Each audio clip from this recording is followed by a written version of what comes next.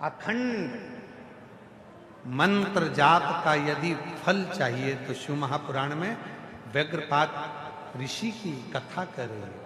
व्याघ्रपाद ऋषि की कथा कर रहे हैं। अखंड जाप का फल कैसे मिल सकता है? तो कहा व्याघ्रपाद ऋषि ने अखंड मंत्र जाप करने के लिए एक बेलपत्र को अपने हाथ की अंजलि में रख लिया और दूसरे हाथ से उस अंजलि को दबा लिया और शिव नाम का जप करना प्रारंभ किया। शिव नाम का जप करना प्रारंभ करा।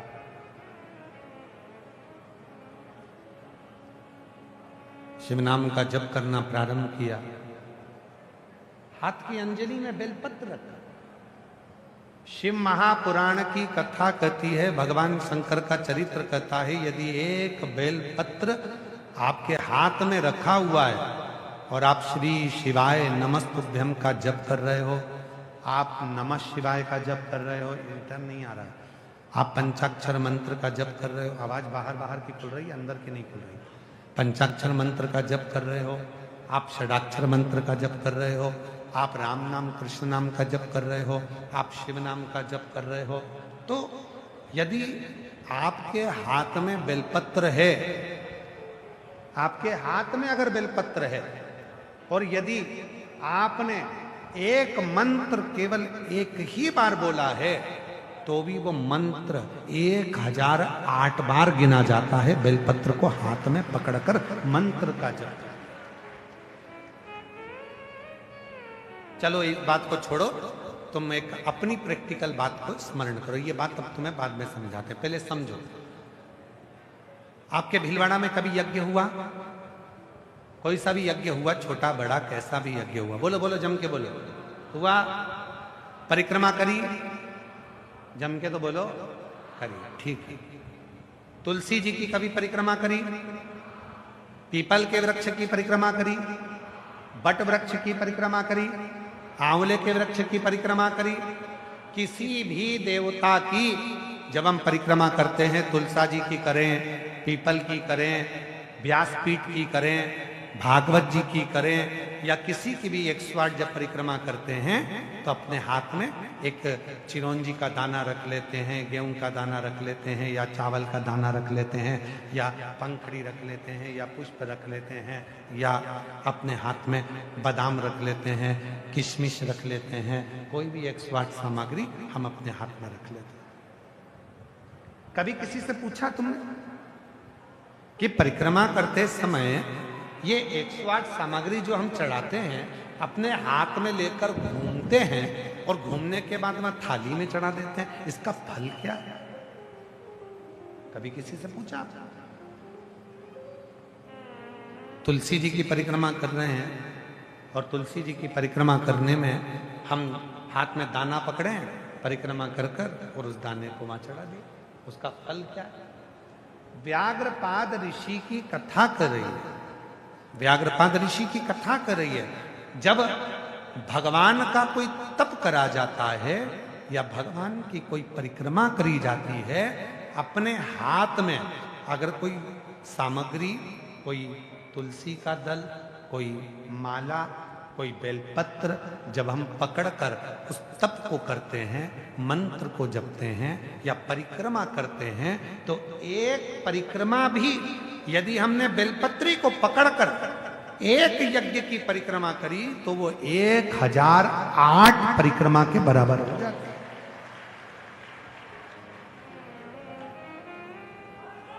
महाराज जी,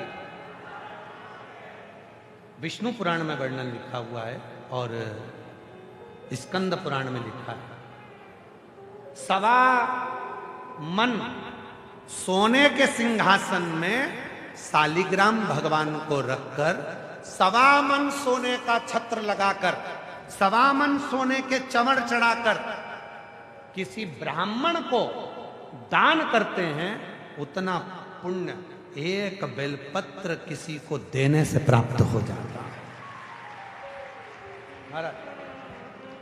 1.25 मन सोने के सिंहासन पर 1.25 मन सोने का छत्र लगाकर सवामन सोने के चवण रखकर शालिग्राम भगवान को रखकर दान करने का जो पुण्य है, शिव पुराण कहती है, विष्णु पुराण कहती है, स्कंद पुराण कहती है, कूर्म पुराण कहती है, वराह पुराण कहती है, अग्नि पुराण कहती है, ब्रह्म वैवर्त पुराण कहती है कि एक बेलपत्र दान करने पर वही पुण्य फल प्राप्त हो जाता है जो सवा मन सोना देने से।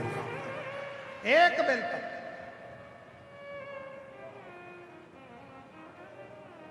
हमारी जीजियां कई बार कहती हैं, महाराज हम माला पकड़ के नहीं बैठ सकते, हम बहुत समय तक जप नहीं कर सकते। हम भी नहीं कर सकते, तुम काय को करते हो? कौन कह रहा है करो? काम करो, घर का परिवार संभालो, बच्चे संभालो, कुटुंब संभालो, रिश्ते संभालो, नाते संभालो, सबको संभालो। और जब मौका मिल जाए शिव जी के मंदिर में जल चढ़ाने जाओ, उन्हीं पे चढ़ी हुई बेलपत्र उठा लो, धो लो, बाबा को बड़े प्रेम से श्री शिवाय नमस्तुभ्यं, श्री शिवाय नमस्तुभ्यं। उसको धोकर धीरे धीरे उसको जल से धो, साफ करो, श्री शिवाय नमस्तुभ्यं, श्री शिवाय नमस्तुभ्यं। बस जितनी देर बेलपत्र हाथ में रहेगी तुम मंत्र जप रहे हो, नमः शिवाय कर रहे हो, ओम नमः शिवाय कर रहे हो, राम कर रहे हो, कृष्ण कर रहे हो, श्री शिवाय नमस्तुभ्यं का जप कर रहे हो। जितनी देर तुम्हारे हाथ में बेलपत्र है, तुम जितनी देर तक भगवान का नाम ले रहे हो, वो हजार हजार हजार गुना बढ़ता चले जा रहा है। एक मंत्र तुम्हारा 1008 बार, एक मंत्र तुम्हारा 1008 बार। उस मंत्र की साधना। श्री शिवाय नमस्तुभ्यं, श्री शिवाय नमस्तुभ्यं, श्री शिवाय नमस्तुभ्यं, श्री शिवाय नमस्तुभ्यं, श्री शिवाय नमस्तुभ्यं, श्री शिवाय नमस्तुभ्यं। 1008 बार एक बेलपत्र को पकड़कर यदि हम भगवान के मंत्र का उच्चारण करते हैं, एक बेलपत्र को स्पर्श कर कर पकड़कर यदि हम शिव नाम को जपते हैं, एक बेलपत्र का स्पर्श कर कर जब हम भगवान शंकर के मूल मंत्र का स्मरण करते हैं, तो वो मंत्र 1008 बार उच्चारित हो जाता है। 1000 बोल बम का नारा है, श्री शिवाय, श्री शिवाय, श्री शिवाय, श्री शिवाय। एक मंत्र जपा 108 बार। एक पत्र अच्छा है, देखिए पत्र देखिए।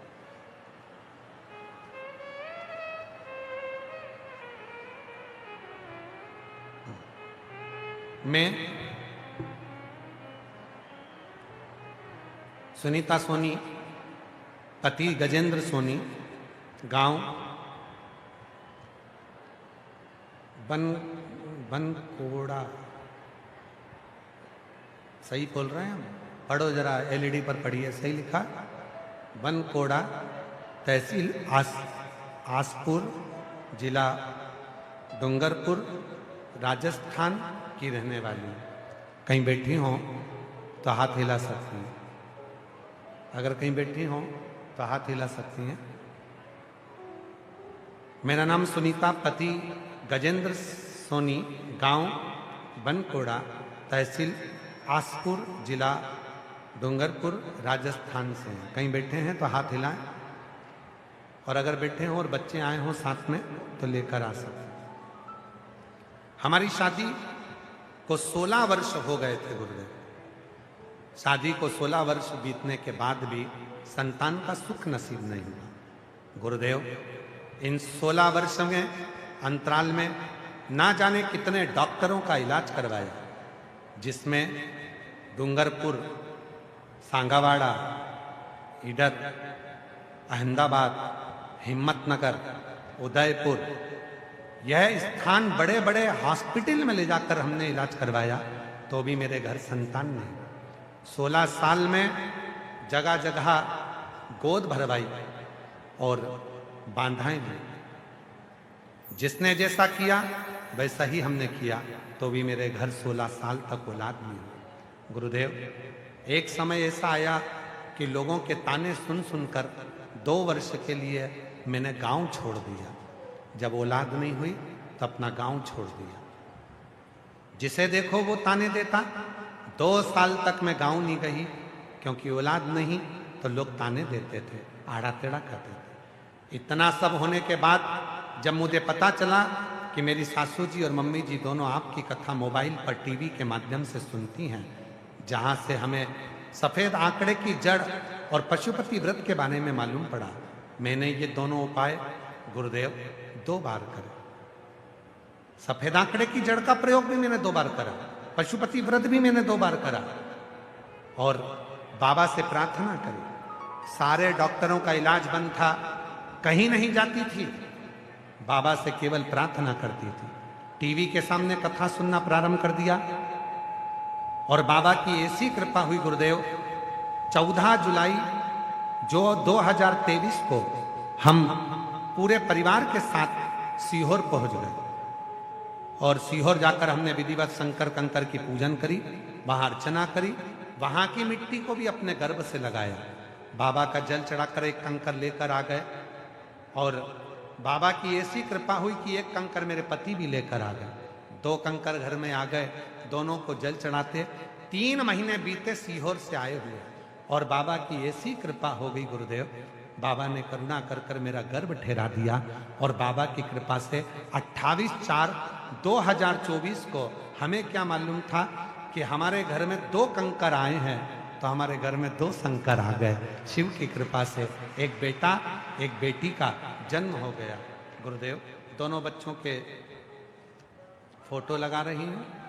कहीं अगर बैठे हों और बच्चों दोनों आए हों तो उनको ला सकते हैं। दोनों बच्चों के फोटो लगा रही हूँ, एक बेटा एक बेटी। शिव की कृपा से 16 साल के बाद हमारे घर में जन्म हुआ। 16 साल। महाराज, एक पत्र और है।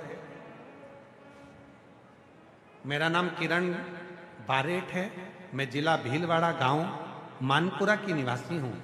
कहीं बैठी हो तो हाथ हिला सकती हैं।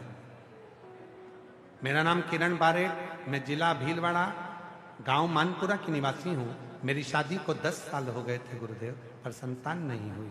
कई डॉक्टरों का इलाज करवाया, कई अस्पतालों से इलाज कराया, पर कुछ नहीं हुआ। अंत में थक गए, तब किसी के कहने पर शिव जी की पूजन चालू करी।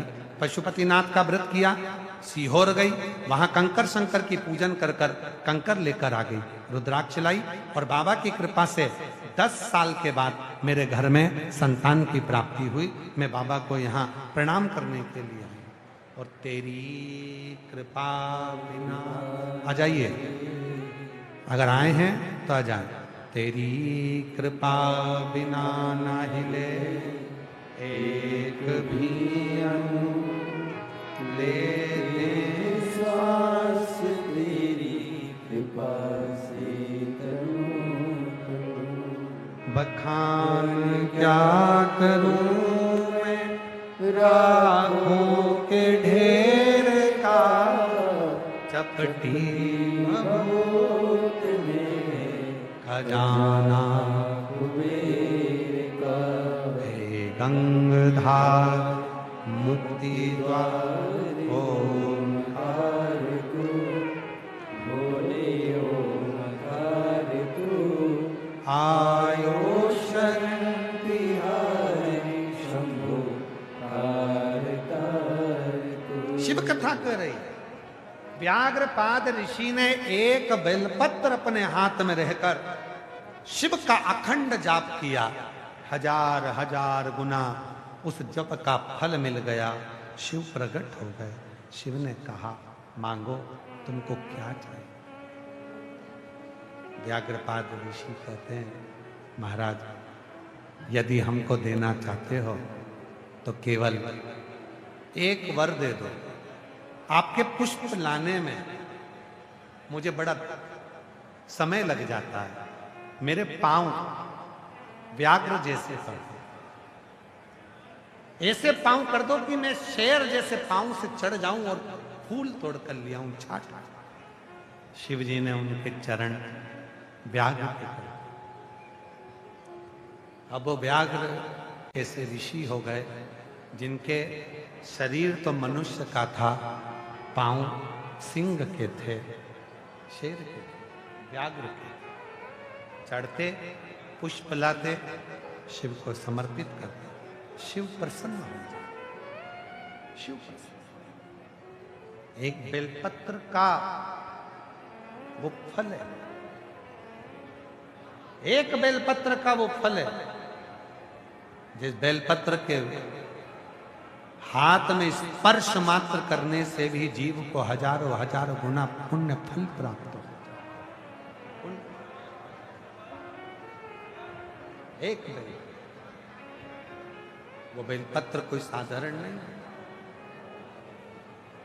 शिव कथा कहती है, भगवान शंकर का चरित्र कहता है, मां जगत जननी ने संपूर्ण जीवन, जब माता पार्वती जी ने बाल्य अवस्था से तप करा, खूब तप करा, खूब तप करा, खूब तप करा, उसके बाद भी शिव प्रसन्न नहीं हुए, तब माता पार्वती जी ने एक कार्य करा, बेलपत्र का सेवन करना प्रारंभ करा, और शिव देखते रहे कि मां पार्वती अर्पणा हो गई हैं।